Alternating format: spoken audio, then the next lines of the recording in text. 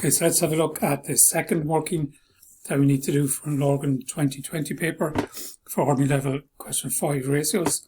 So it's asking us here to calculate the asset test ratio. So the formula we need to know for the asset test ratio is your current asset minus closing stocks is to current liabilities. So let's go find these figures. So our current assets are in the balance sheet. So our current assets are 105,000. Closing stock then is going to be in your profit and loss account.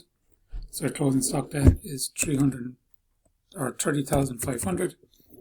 And then your current liabilities then are in your balance sheet as well. So you go down and find lesser creditors, there are current liabilities. So 45,500.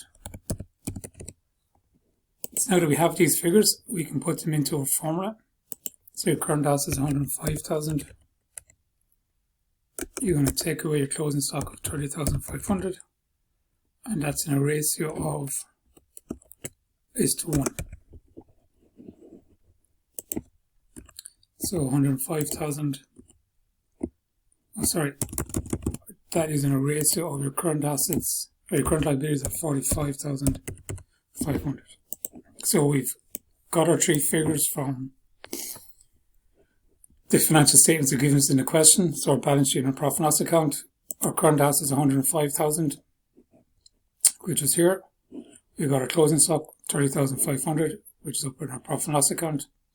And we've got current liabilities then 45,500, which is down here in our balance sheet underneath creditors. Then we fill in our formula, current assets minus closing stock. So 105,000 minus 30,500 is to your current liabilities, which are 40,500. And then we can do the next stage. So 105,000 minus 30,500, that is to 45,500. And then to finish it off then, in your calculator, we're going to put 74,500. And we're going to divide that by 45,500. And that's going to give us 1.63. So because we have to go to two places a decimal, the 7 is above your 5, so it's going to be 1.64.